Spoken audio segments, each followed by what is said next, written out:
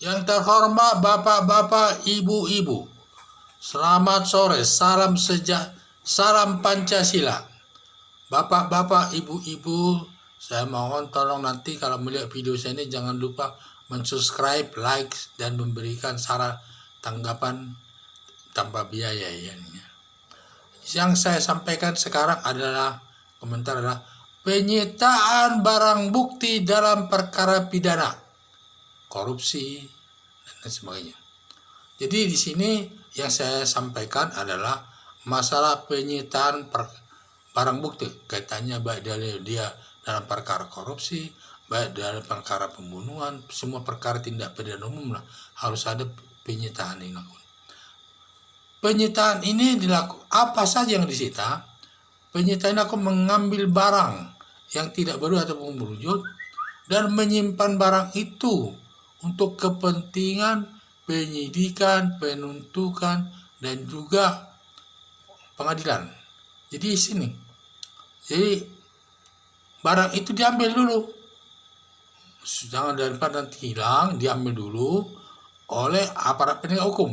Kalau tahap penyidikan, kepolisian, kalau di KPK adalah petugas aparat KPK sendiri. Jadi ini yang ditembak. Jadi barang itu nanti akan disimpan sementara di gudang jaksa penuntut umum. Kalau di KPK, jaksa penuntut umum, di KPK, di kejaksaan disimpannya dan sebagainya. Nanti sidang dibawa barang bukti ke pengadilan dan lain sebagainya. Demikian caranya. Jadi barang bukti itu digunakan untuk pembuktian perkara. Perkara itu, jadi perkara itu barang bukti itu harus ada hubungannya dengan perkara yang sedang disidangkan itu. Kalau tidak ada hubungannya tidak boleh dituntut. Jadi dasarnya untuk melakukan penyitaan barang bukti, kalau dia perkara tindak pidana maksudnya pembunuhan, pencurian, penggelapan dan sebagainya, ini izin penyitaannya itu dari pengadilan. Pengadilan kalau korupsi juga demikian, kalau itu ditangani polisi atau kejaksaan. Tetapi kalau perkara korupsi itu ditangani oleh KPK, maka izin penyitaannya dari Dewan Pengawas KPK sendiri. Jadi berbeda-beda aparat yang melakukannya itu. Kalau perkara tindak pidana umum yang ditangani kepolisian maupun perkara korupsi yang ditangani kejaksaan sendiri, itu izin penyitaannya lewat pengadilan negeri. Kalau dia perkara korupsi yang ditangani KPK, izin penyitaannya dari Dewan Pengawas KPK sendiri. Nah, ini yang dapat barang-barang yang disita adalah satu, bisa juga berupa tagihan, pokoknya yang penting ada hubungannya dengan perkara itu. Kedua, benda atau barang yang digunakan melakukan kejahatan itu. Ketiga, barang atau yang digunakan barang yang diambil dari orang lain. Jadi barang yang diambil itu dijadikan barang bukti.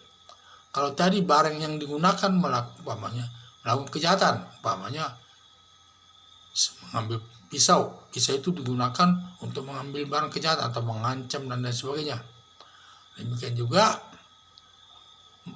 ada juga barang itu yang digunakan untuk menghalang-halangi melakukan kejahatan itu. Umpamanya seseorang menghalang-halangi membawa barang, kalau berani akan ditusuk dan sebagainya atau dihalang-halangi sehingga orang itu bisa. Jadi barang yang digunakan menghalang-halangi itu bisa disita. Jadi semua ini barang bukti ini digunakan untuk tahap penyidikan, penuntutan dan pemeriksaan di muka persidangan. Jadi itu. Jadi bisa juga menyita barang bukti yang belakangan, alat bukti umpamanya tertangkap tangan. Ada sepeda motor mau dicuri belum sempat pergi, langsung ditangkap polisi. Nah, ini namanya itu barang bukti tertangkap tangan. Pada saat diambil tertangkap tangan. Setelah dibawa ke kantor polisi, langsung diminta izin penyitaannya dari pengadilan. Nah, ini. Jadi inilah syaratnya penyitaan barang bukti itu. Jadi kita harus ada barang bukti yang disita itu harus ada hubungannya dengan perkara yang sedang ditangani. Kalau tidak ada hubungannya, tidak boleh menyita barang tersebut. Hanya yang ada hubungannya saja barang bukti itu yang ada hubungannya dengan perkara itu.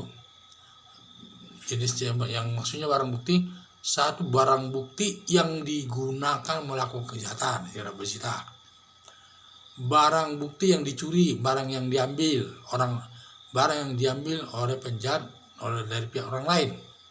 Jadi penjahat mengambil barang, apalagi sepeda motor, sepeda motor ini dijadikan barang bukti.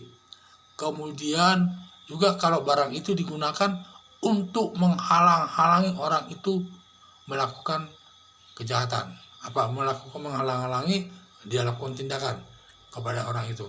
Jadi barang-barang yang digunakan menghalangi supaya perbuatan tidak ketahuan, ya harus dihukum.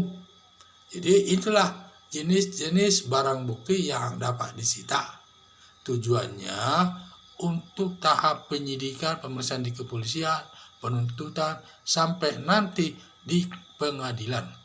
Kalau dia biasanya barang bukti yang dihasil dari pencurian orang, biasanya barang yang diambil ini dikembalikan kepada orang yang dicuri itu. Tetapi kalau barang bukti itu yang digunakan melakukan kejahatan, biasanya sebuah parang digunakan melakukan pembunuhan atau kejahatan. Ini biasanya disita untuk dirampas, untuk dimusnahkan untuk negara. Dimusnahkan, bukan digunakan. Jadi demikianlah penerapan masalah penyitaan barang bukti ini. Sekian dan terima kasih.